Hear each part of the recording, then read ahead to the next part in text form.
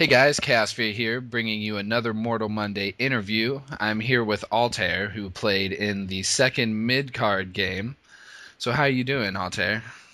I'm doing pretty good other than losing to a scrub. Losing to a scrub. Ooh, instant salt. I like it. I just tell it like it is. All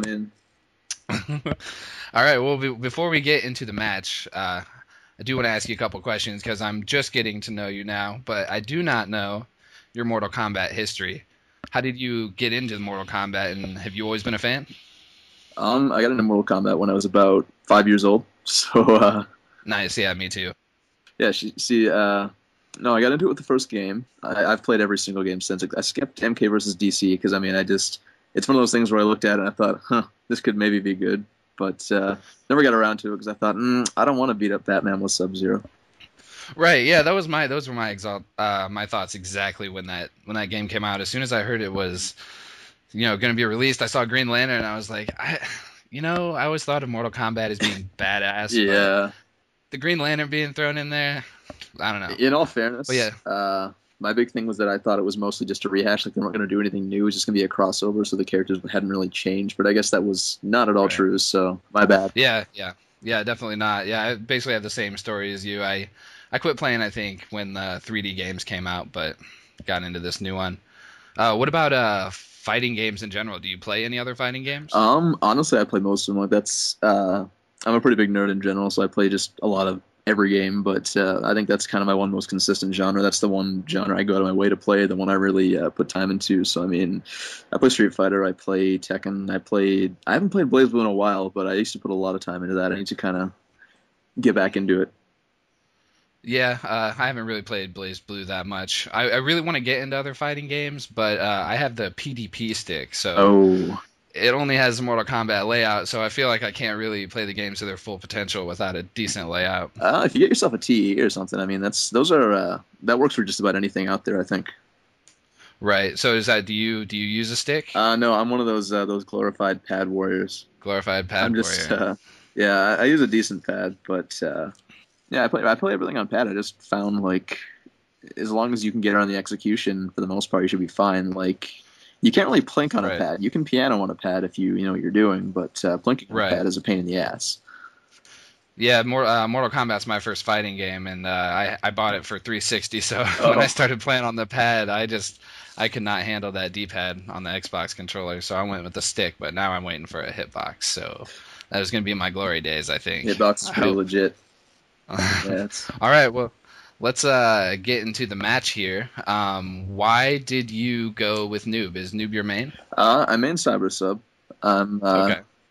People give me a lot of shit for this, but I've been keeping my cyber sub kind of off the record for a while because I'm planning to main him at Canada Cup, and that'll be my first major tournament. Okay. You got guys like Perfect Legend going to this tournament, so obviously I want to be on my A game, and I'm kind of putting my cyber sub in the back burner, kind of working on him over. I've been working on him for the past probably 3 or 4 months now, like in depth, like really trying to bust out some new tech, kind of get something new going. But Noob is he's probably my third character down. I'd say it's Cyber Sub and then Noob. But the thing is, I played Noob just really for the sake of entertainment. Like I thought Right. nobody really plays Noob to begin with, but nobody plays him like I do. I play a very aggressive Noob, and most people don't even think he can play Rushdown. And I'm like, no, you're so wrong. He's kind of like Akuma in the sense that you can't just.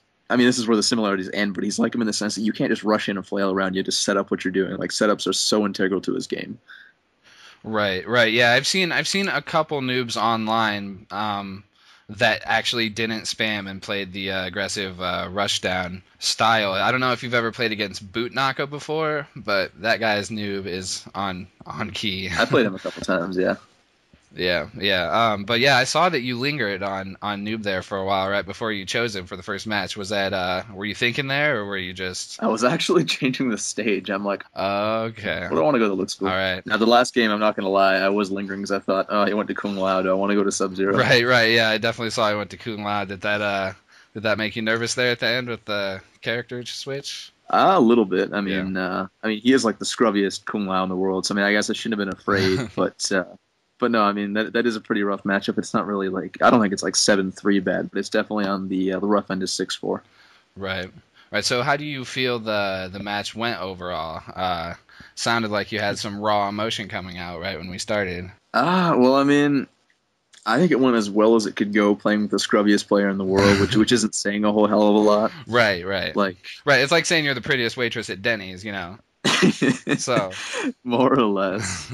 Yeah, I mean, LK520. Like some of you know him as It's Like Orange. Some of you know him as Mazel Tov Cocktail. Some of you know him as Scuba Steve. I know him as Trash because he's like the worst player in the world, and it was lag. Like, I actually have this theory that it only lagged so much because of how scrubby he is. Like the game just rejected him for being so inhumanly bad at it. oh man. And the other big thing is his name is LK520, right? So I'm like, oh, he obviously plays Cybersub because that's Cybersub's like his serial number or whatever, his model number in the story. So I'm like, oh, he's obviously a Cybersub player. So I'm gonna practice for his Cybersub for like months. Then I get in and he picks Smoke. I'm like, what the fuck? He did this to trick me. He's just a treacherous, fucking scheming. Right. Like he played very conservatively, wasn't really wasteful with his teleports, probably because he's Jewish. And I know it would have killed him to waste anything. Like, I'm surprised he didn't just main Katana the whole time because she's the cheapest character in the game. That should be right up his alley. Right, right. Speaking of conservative teleports, I saw that you were not very conservative on your teleports. I don't know very much about Noob. I do main Sector, and I know the first rule of Sector is no random teleports. But it seems that for Noob, his teleport is so fast that you can pretty much catch him anywhere on the screen. Is that one of Noob's rules? Is no random teleports, or?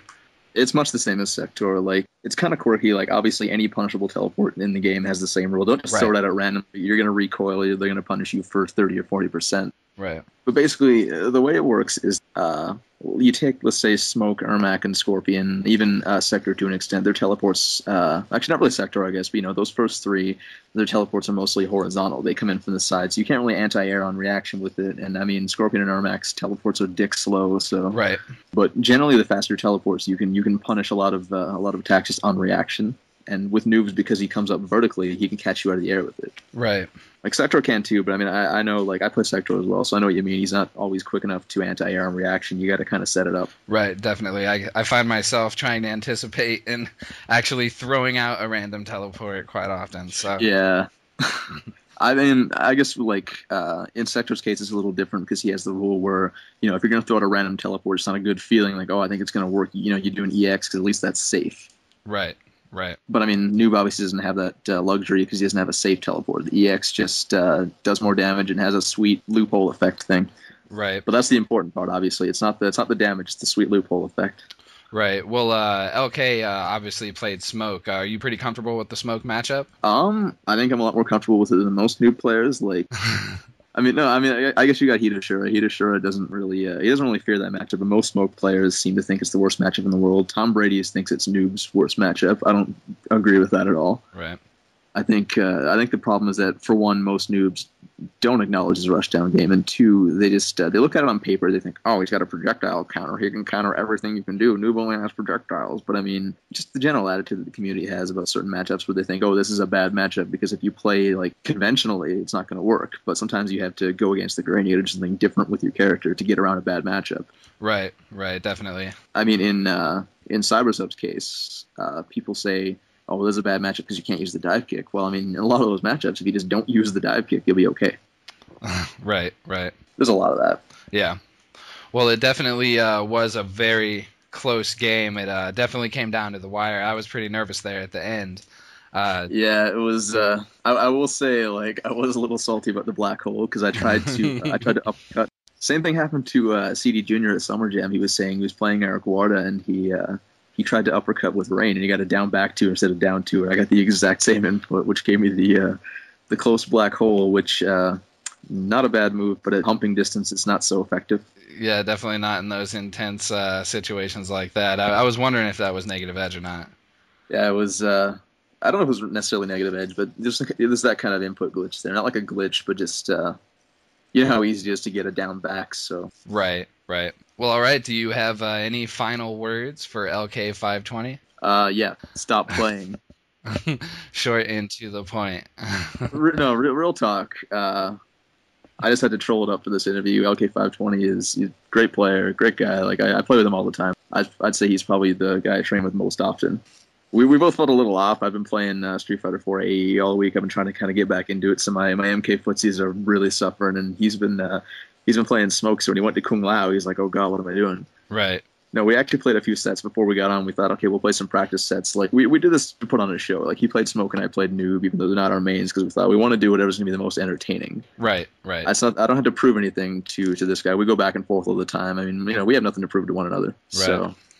So yeah, he picked Smoke. We did some warm up sets, and I actually went 3-0 with him in the warm up sets. And he goes, "Oh God, I hope it's not gonna be like that the whole time." And I'm like, "Nah, I'm sure it'll be fine." I just wasn't expecting to get bodied near the end there. Definitely. Well, you definitely achieved your goal. It was pretty entertaining. And yeah, I think that's going to wrap up our Mortal Monday interview with Altaire. Up next is his opponent, LK520, and let's see how he responds to the